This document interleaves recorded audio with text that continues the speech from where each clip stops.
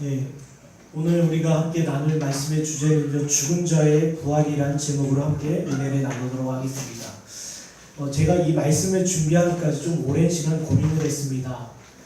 쉽게 잠자리에 들지 못할 정도로 기도하면서 준비했던 말씀 중에 하나인데, 죽은 자의 부활, 오늘날 이 시대 가운데 우리가 어울리는 이야기일까?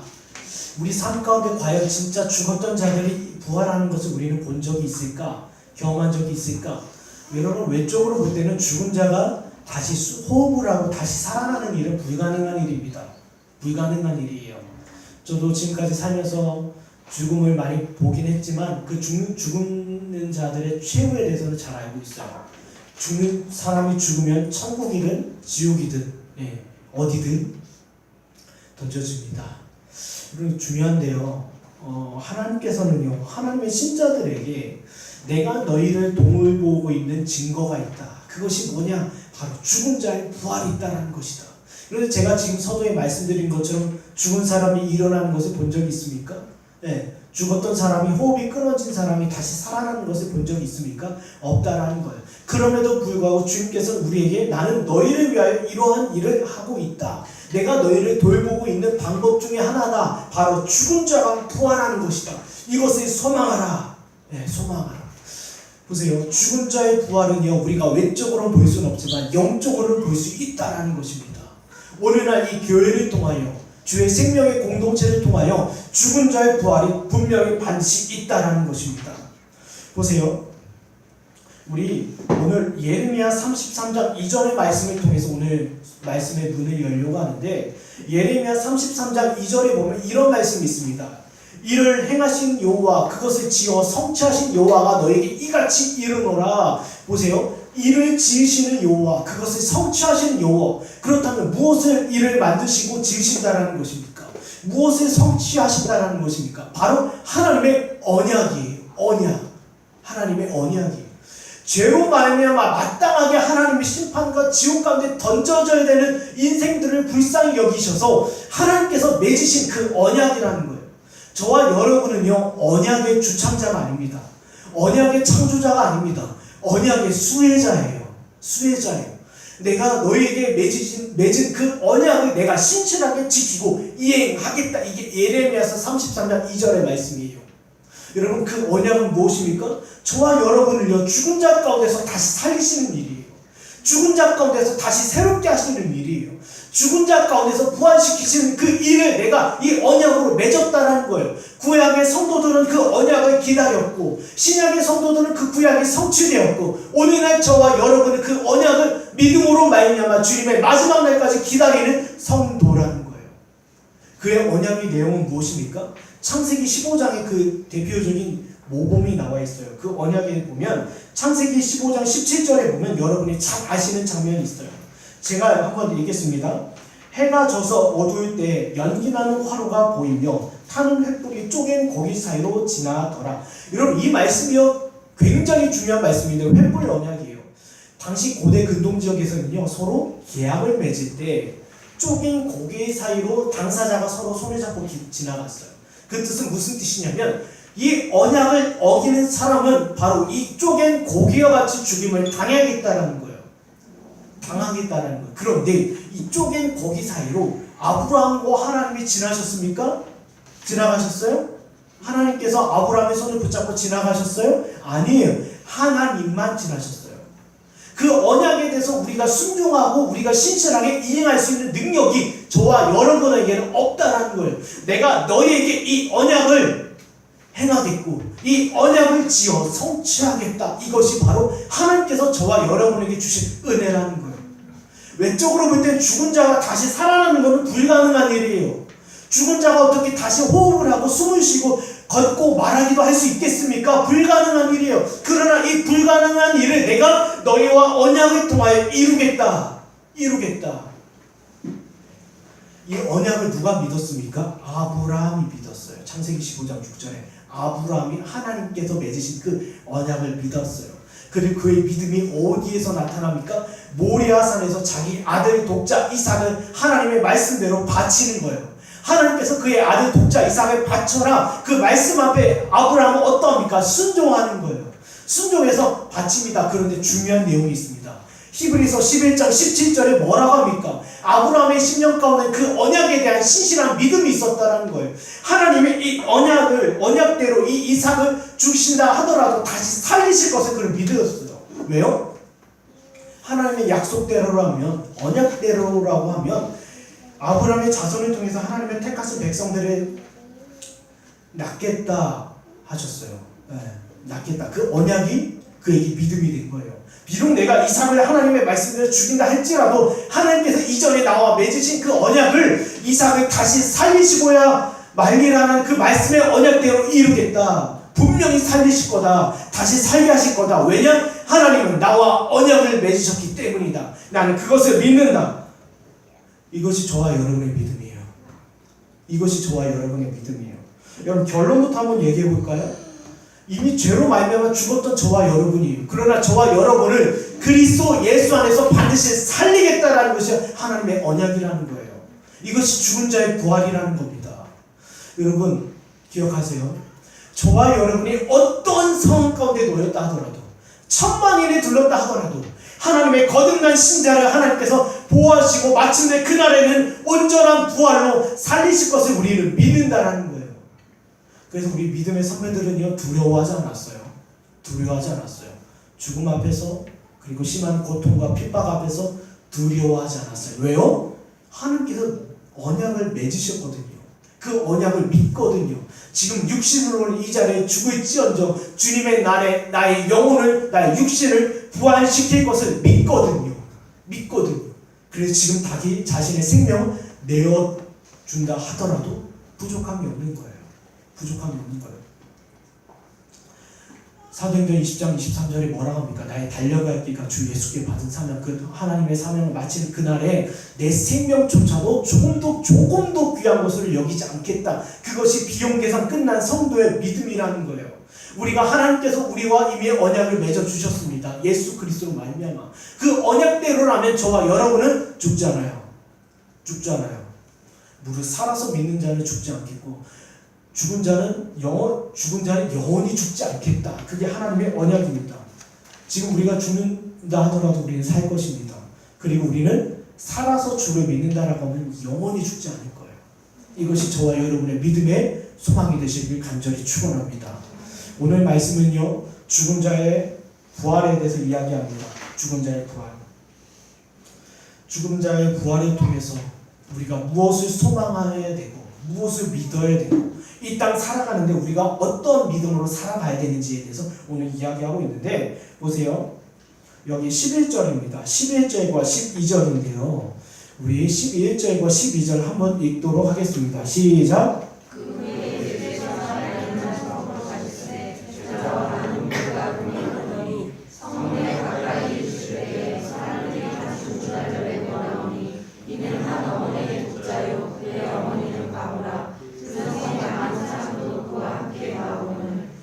여기 본문에 보면요, 예수님께서 나인성이 이르십니다. 나인성이 이르는데 한 무리를 만나요. 한 무리를 만납니다. 그 무리들은 뭐예요? 죽은 자를 곡하는 사람들이었다라는 거예요. 죽은 자를 아파했던 사람들이에요.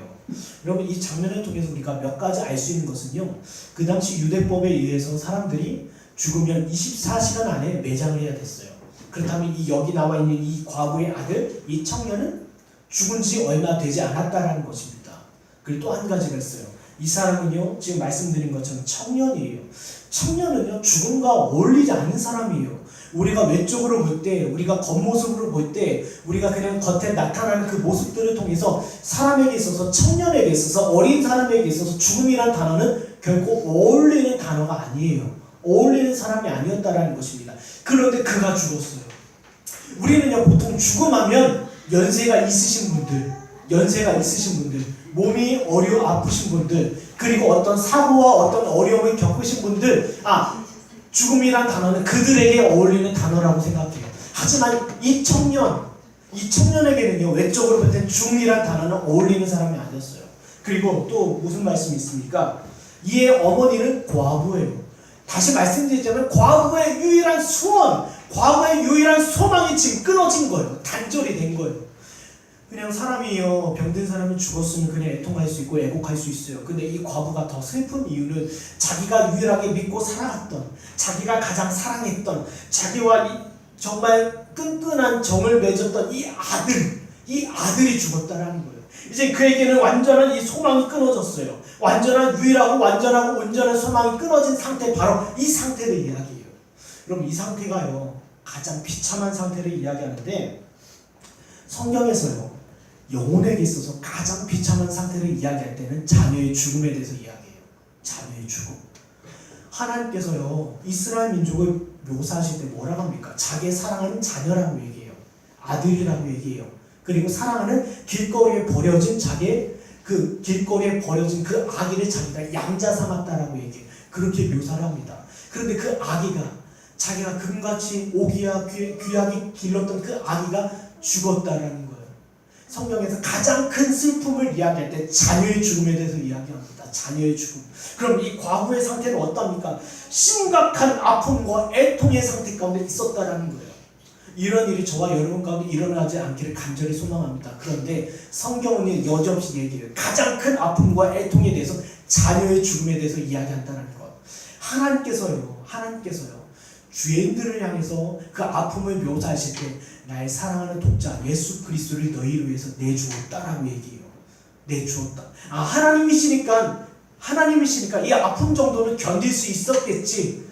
그 아들 독자 예수 그리스도를 우리를 위해서 십자가 못 박히실 때 하나님께서는 그냥 넉넉히 하나님의 힘으로 이겨내계시지. 아니에요. 하나님도 저와 여러분의 심령처럼 아파하셨어요. 그 아들 독자 예수 그리스도를 죽은 자, 죄인들, 교만한 자, 범법자들을 위해서 내어준 바 되었을 때 하나님의 마음은 아팠어요.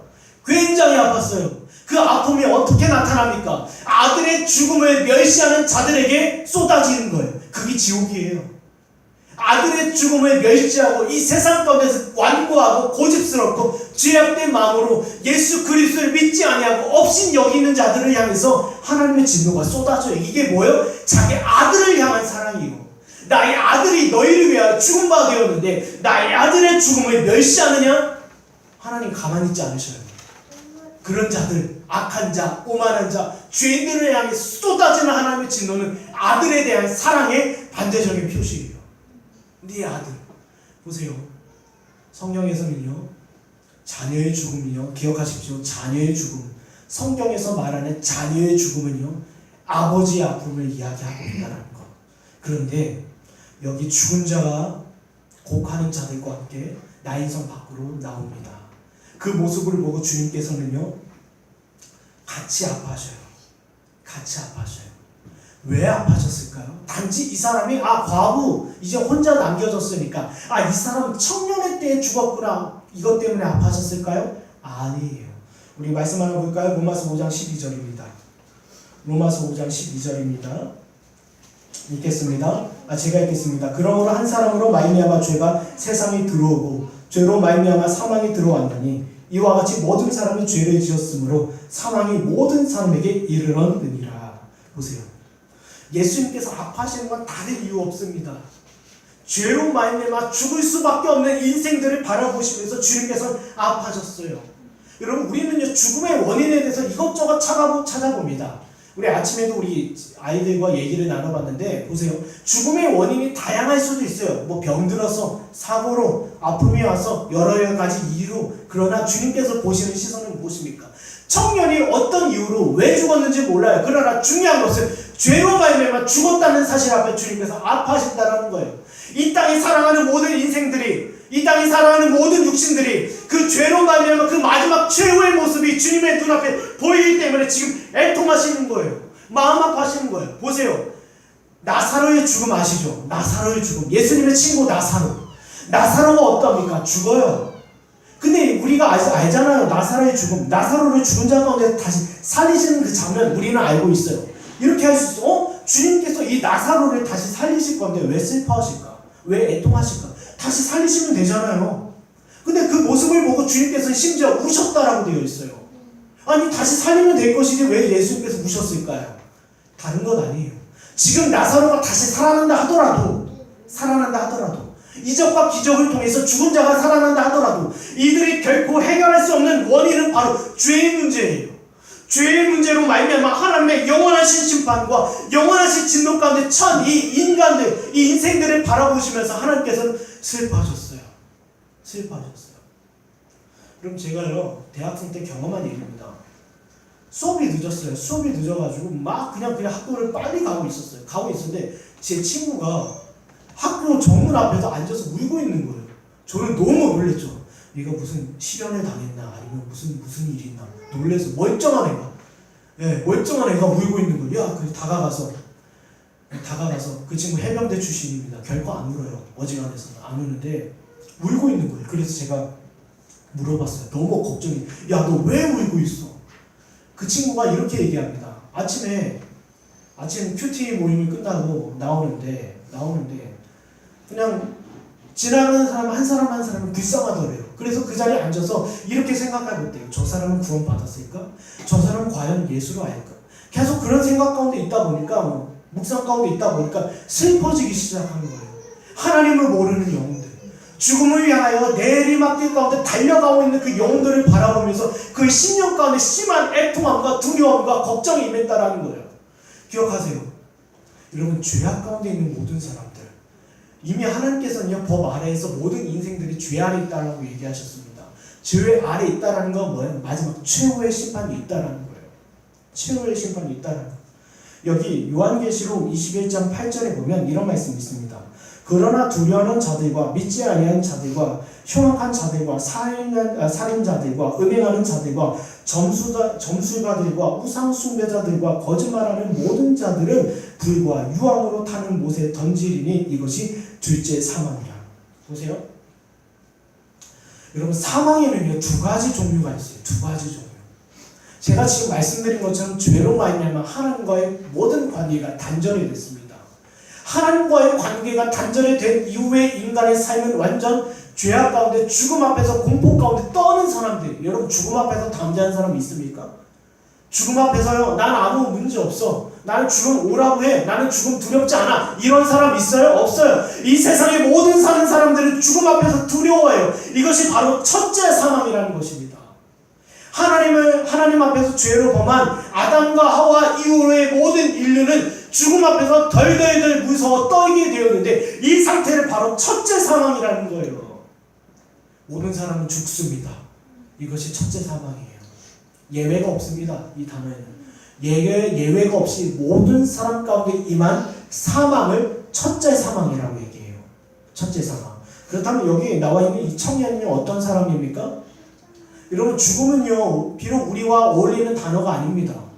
죽음은요, 우리와 익숙지 아니하는 단어예요. 그럼에도 불구하고 우리는 늘 죽음과 함께 가고 있는 존재라는 거예요. 죽음과 가까이 하고 있다는 거예요. 우리는 흔하게 경험을 못해서 그렇지 죽음은 가까이에 있어요. 이 죽음이 가까이에 있는데 사람이 죄로 말미암아 죽는 것은 이상한 일이 아니에요. 여러분, 우리는요, 죽음에 대해서 굉장히 이상하게 생각합니다. 그런데 사람이 죽는 것은 이상한 일이 아니에요. 어색한 일이 아니에요. 오히려 당연한 일이에요. 왜요? 죄로 오염되었기 때문에.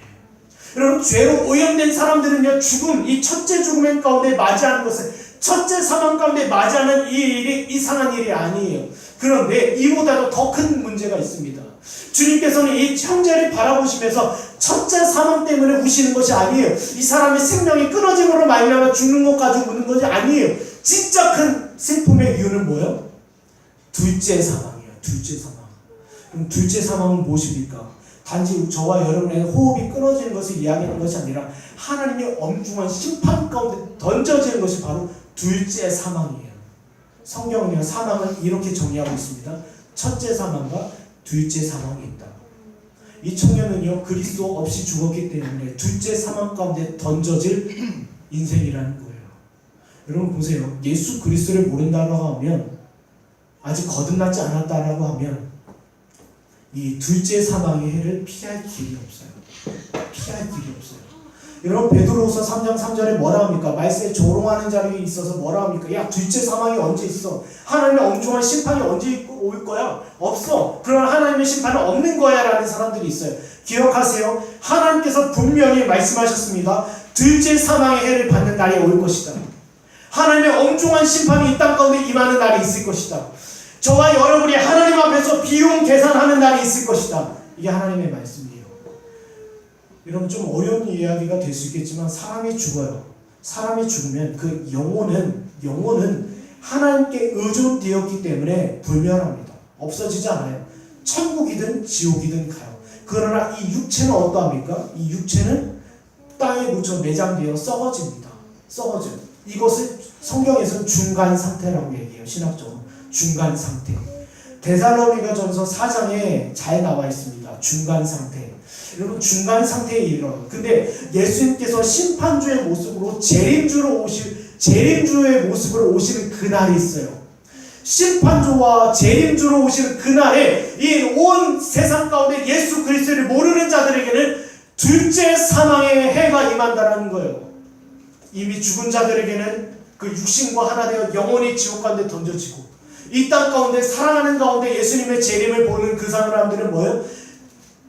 그 육신이 어떻게 둘째 사망의 해를 입는다는 거. 하나님의 영원하고 온전한 심판을 입는다는 거. 거기는요, 죽고 싶어도 죽지를 못해요. 여러분, 오늘날 사망이 주는 메시지가 있습니다. 여러분, 사망, 죽음. 근데요, 악한 마귀는 자꾸 이렇게, 야, 죽어! 그러면 너희 모든 문제로부터 자유할 거야. 제가 예전에 자살하려고 자살 직전까지 갔다가 돌아온 사람을 상담한 적이 있는데, 3번 시도했어요, 그 사람은. 3번 시도했는데, 저하고 상담하면서 이런 얘기를 해요. 마음 가운데 이런 생각이 들더래요.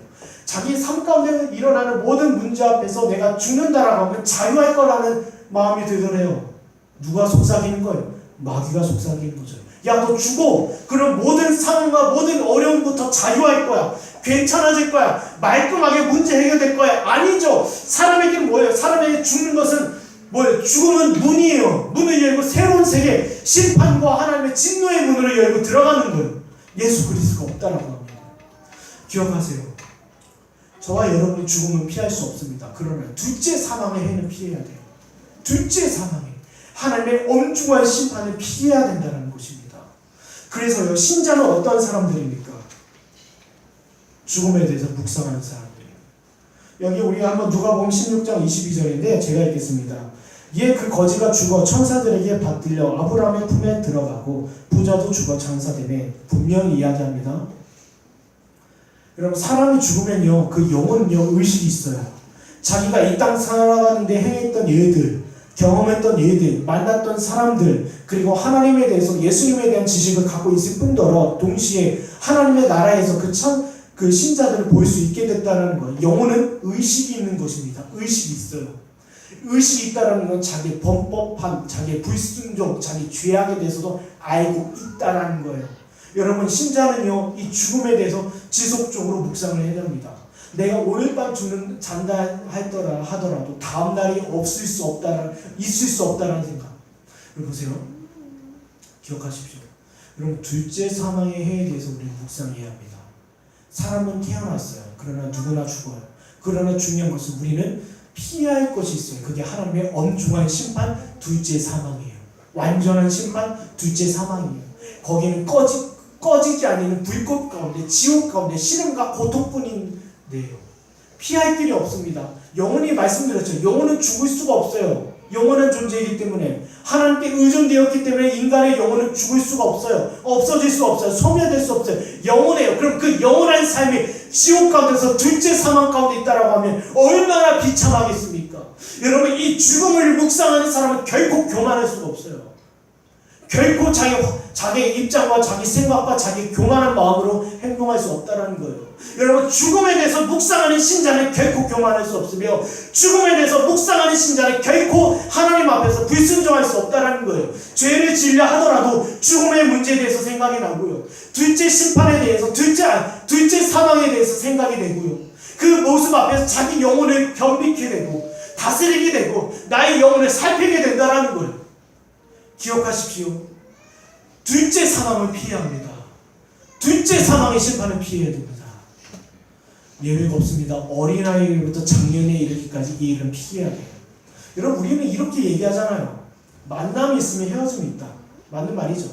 이렇게 우리가 얼굴 보고 만남이 있다라고 하면 헤어짐이 있어요. 그러나 신자는 다른 태도를 갖고 있어요. 우리는 이 땅에서 다시 만날 것을 준비한다는 거예요. 다시 만날 거예요. 여러분, 자녀들 얼마나 사랑합니까? 여러분 부모들 얼마나 사랑하십니까? 친구들, 이웃들, 다시 보고 싶은 얼굴들. 그런데 그 얼굴들을 이 땅에서 보고 끝날 것입니까? 아니면 죽어서 그 영원한 나라에서 함께 보겠습니까? 우리 이 땅에서 다시 만날 것을 준비하는 거예요. 준비하는 거예요. 이게 신자입니다. 신자. 비록 내가 멀리 있어 보지 못한다 하더라도, 멀리 있어 보지 못한다 하더라도, 지난주에 어떤 형제 한 분 왔죠. 형제가 왔어요. 캐나다에서 온 형제인데 저희 보고 싶어서 온 형제입니다. 지금 우리가 멀리 떨어져서 보진 못하지만, 만나진 못하지만 주님의 나라에 가서 다시 영원히 만날 것을 우리는 기약하는 거예요. 이것이 바로 신자입니다. 그리고 이것이 바로 죽음을 묵상한다는 거예요. 여러분 두 번째 말씀 한번 볼까요? 우리 13절에서 15절까지의 말씀인데요. 13절에서 15절까지 말씀 읽겠습니다. 13절에서 15절까지 말씀 시작.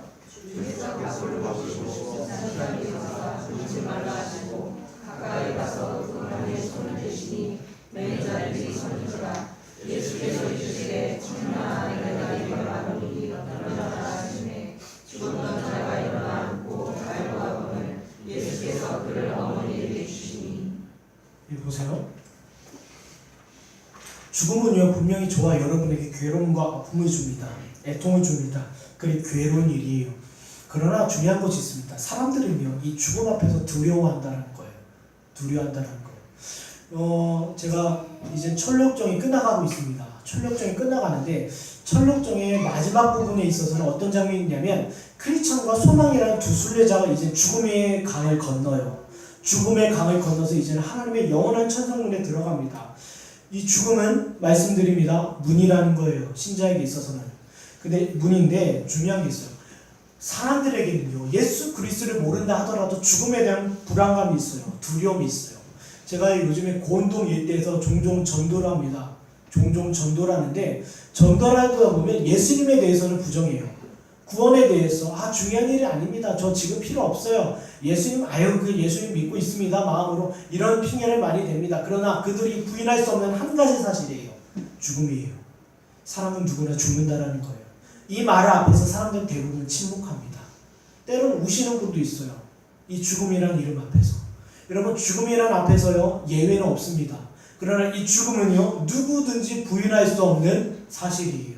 믿지 않는다 하더라도 믿는다 하더라도 부인할 수 없는 것. 그런데요 사람에게는요 죄를 범한 인간이 짐승이 된 것입니까? 아니죠.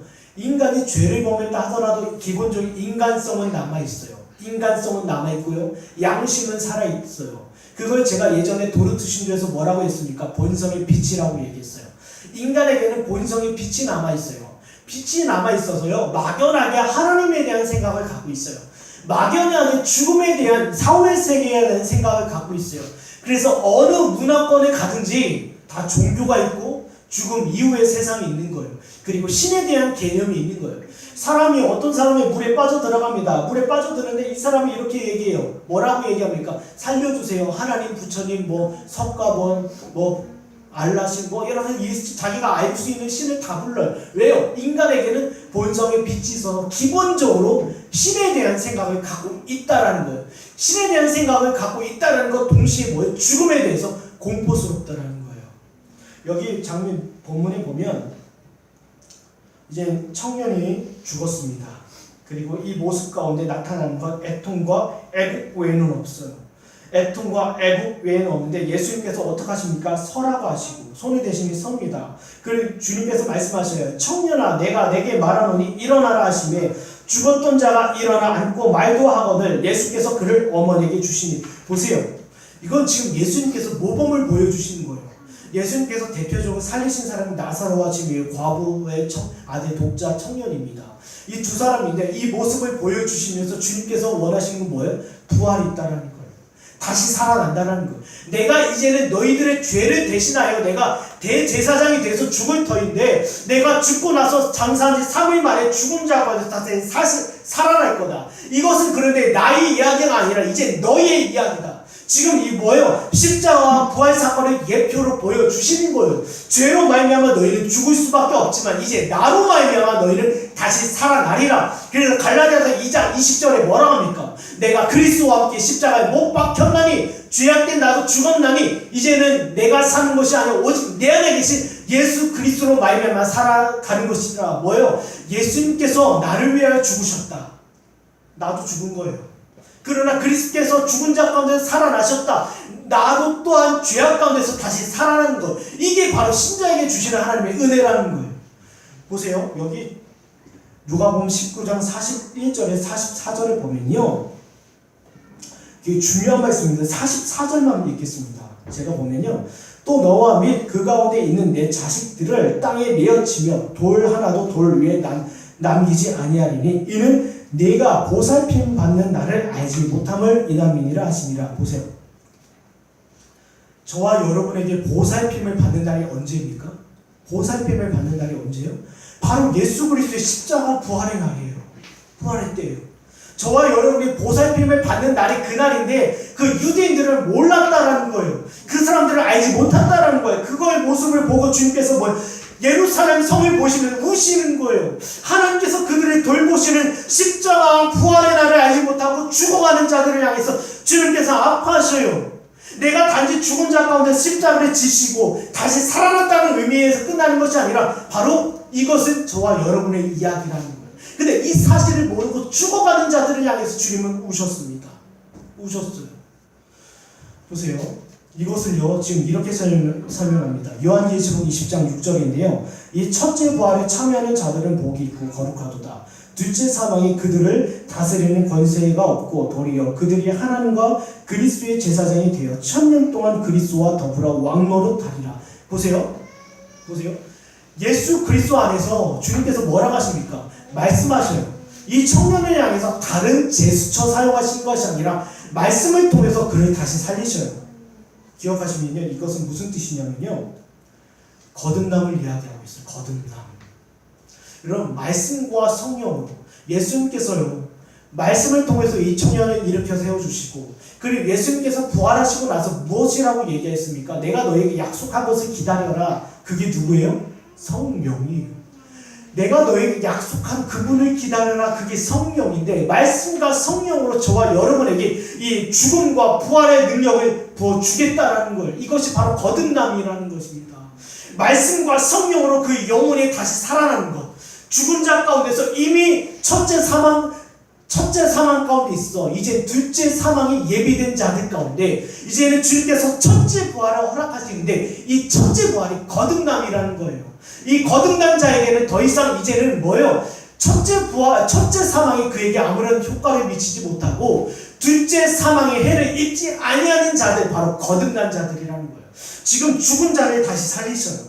그리고 살리시고 나서 주님께서 말씀으로 살리십니다. 그리고 부활하시고 나서 주님께서 성령을 기다리라고 하셔요. 이제는 말씀과 성령으로 너희를 죽은 자 가운데서 다시 살리신다라는 거예요.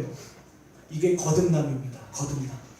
거듭난 자들은요, 이제는 둘째 사망 가운데 있지 아니하고 이제는 둘째 부활을 기대할 수 있는 사람들이에요. 여기 나와 있는 것처럼 둘째 부활은 무엇을 얘기합니까? 첫째 부활은 거듭남이에요.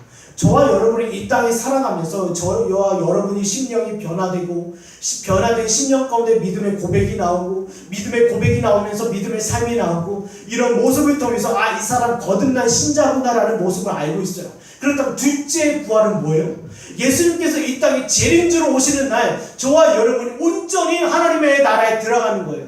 이미 죽은 자에게는 뭐예요? 거듭난 자가 죽을 수도 있잖아요. 이미 죽은 사람에게는 어떻게 됩니까? 썩어졌던 그 시신이 일어나서 그 영혼과 하나 되고요. 우리가 살아가고 있는 이 모습 속에서 예수님의 재림을 본다라고 하면 우리는 뭐예요? 완전한 둘째 부활 가운데 참여하게 되는 거예요. 그래서 저와 여러분에게 중요한 것이 무엇입니까? 거듭나야 된다는 거예요. 이제는 우리 오후 시간에 교리 공부 끝나고 이제 존 버년의 거룩한 전쟁할 것입니다. 거룩한 전쟁이 보면 인간 영혼이 죄와 사망의 권세 아래 잡혀 있어요. 이를 건지기 위해서 예수 그리스도와 그의 군대가 행진을 하는데, 행진 구호가 뭔지 아십니까? 군대가 가면 구보 뛰다 보면 구호가 있잖아요. 그 구호가 뭔지 아십니까? 당신은 거듭나야 하리라. 이게 구호예요. 인간의 영혼성을 향해서, 인간의 마음을 향해서 하나님의 군대가 소리를 칩니다. 당신은 거듭나야 합니다. 여러분, 우리가 이 땅에 살아가면서 거듭나야 합니다. 저와 여러분의 영혼이 새로워져야 되고 예수 그리스도의 생명이 여러분의 마음 가운데 가득해야 돼요. 그래야만 둘째 사망의 해를 입지 않아요. 그리고 둘째 부활 가운데 기쁨으로 참여할 수 있다는 것입니다. 제가요, 때로 기도할 때 가장 마음이 아플 때 여러분의 자녀들을 위해서 기도할 때가 가장 많이 아파요. 이제 점점점 시대가요 혼탁해지고요, 점점점 시대가요 신앙생활하기 굉장히 어려워진 시대로 달려가고 있어요. 이제는 저와 여러분의 신앙 고백조차도 할 수 없는 시대에 이르렀습니다. 이제 미션 스쿨에서는 예배 못 드리게 해요. 이제는 학생들에게 종교에 대한 선택의 자유권을 주라는 거예요. 부모가 그 자녀에게 전도를 못해요. 복음을 전도를 못해요. 말씀을 못 전해요. 이런 시대가 다가오고 있어요. 직장에서 신호에 하지 말라라는 겁니다. 점점점 어려움 가운데 가고 있는데 이 자녀들이요 거듭나야 돼요. 그래야만 우리가 그 나라에서 함께 만날 수 있는 거예요. 이게 최고의 복 아닙니까? 우리 자녀가 어느 대학에 가고 어느 학교에 가고 어떤 교육을 받아서 학교 성적이 올라가고 이것보다도 더 중요한 건 우리가 죽음 이후에 만나야 된다는 거예요. 이게 거듭남이에요. 우리가 거듭나야 되지 않을까요? 우리 자녀들이 거듭나지 않아야 될까요? 우리가 죽음에 대해서 묵상할 때 하나님의 둘째 사망의 해를 묵상합니다. 영원한 하나님의 심판에 대해서 묵상합니다. 동시에 우리는 무엇을 묵상해야 합니까? 거듭나야 하리라. 이미 거듭난 자들에게는요 영혼의 갱신이 필요하고 거듭나지 아니한 자들에게는 거듭남이 필요한 거예요. 지금 주님께서는 이걸 말씀하십니다. 마지막 우리 15절에서 17절 한번 읽어볼까요?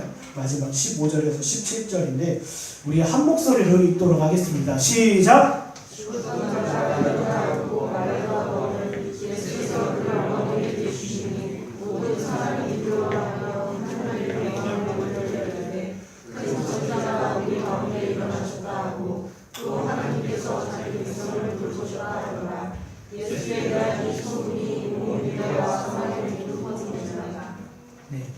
이어서 제가 읽겠습니다. 요한복음 3장 내용인데요. 예수께서 대답하여 이르시되 진실로 진실로 내게 이르노니 사람이 거듭나지 아니하면 하나님의 나라를 볼 수 없느니라. 니고데모가 이르되 사람이 늙으면 어떻게 날 수 있겠사옵나이까? 두 번째 모태로 들어갔다가 날 수 있사옵나이까? 예수께서 대답하시되 진실로 진실로 내게 이르노니 사람이 물과 성령으로 나지 아니하면 하나님의 나라에 들어갈 수 없느니라. 다시 말씀드린 거듭나지 아니하면 주님께서 강조하셔요. 여러분 성경에 있다 보면요 진실로 진실로 이건 뭐 굉장히 강조하신 거예요. 너희가 거듭나지 아니하면 하나님의 나라에 들어갈 수 없다. 둘째 부활 가운데 참여할 수 없다. 둘째 사망을 피할 길이 없다라는 거예요. 여러분 여기 보세요. 죽은 자가 잠깐 일어나서 앉아있어요. 앉아있으면서 말을 한다는 것입니다. 앉아있어서 말한다는 건 뭐예요? 죽음의 상태와 죽음 이후의 상태가 뚜렷하게 구별된다는 거예요.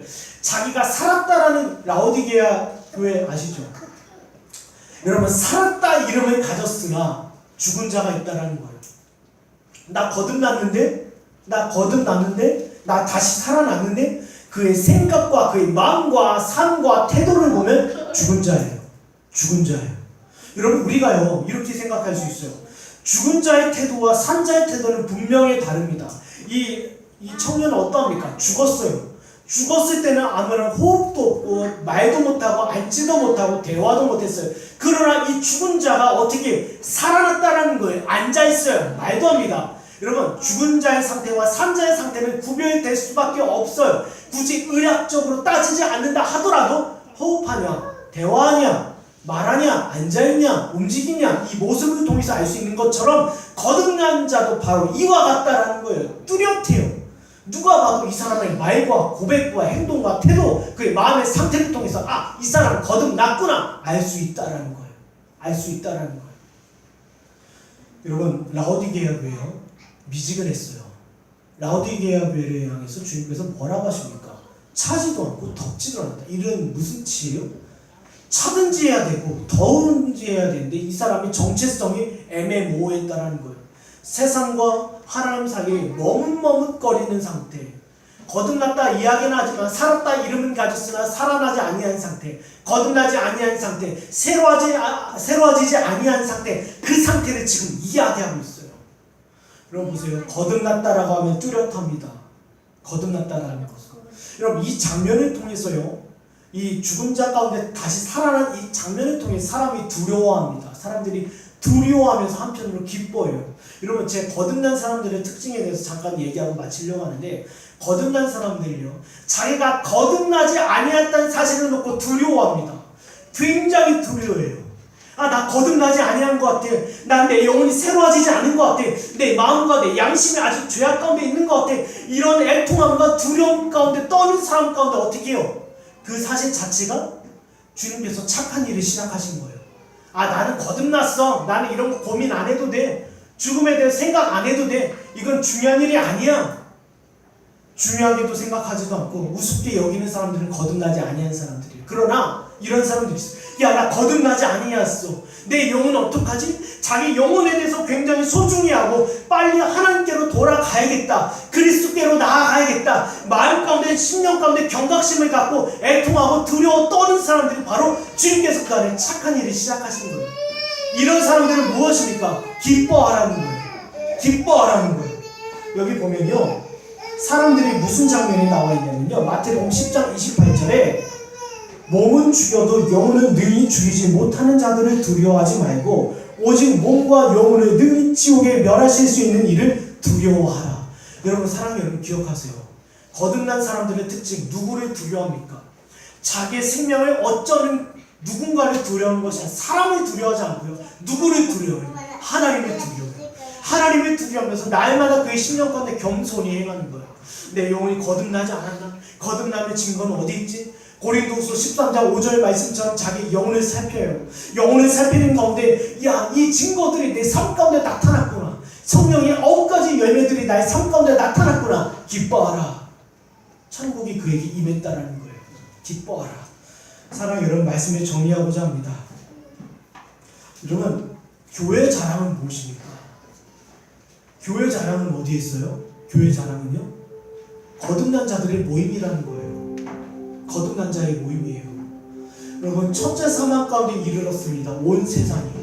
그러나 첫째 사망 가운데 벗어날 수 있고 둘째 사망의 해를 입지 아니할 수 있는 유일한 길은 우리 영혼이 말씀과 성령으로 새로워지는 거예요. 말씀과 성령으로 새로워진 사람은 뭐예요? 일시적으로 두려움이 임할 수 있어요. 걱정할 수 있어요. 떨 수 있어요. 그러나 그 마음의 심령의 결론은 뭐예요? 기쁨이 된다는 거예요. 주님께서 내 안에 선한 일을 시작하셨구나. 이 일이 저와 여러분의 자랑이 되어야 돼요. 이 일이 우리의 고백이 되어야 돼요. 그리고 이것을 위해서 우리는 기도해야 된다는 것입니다.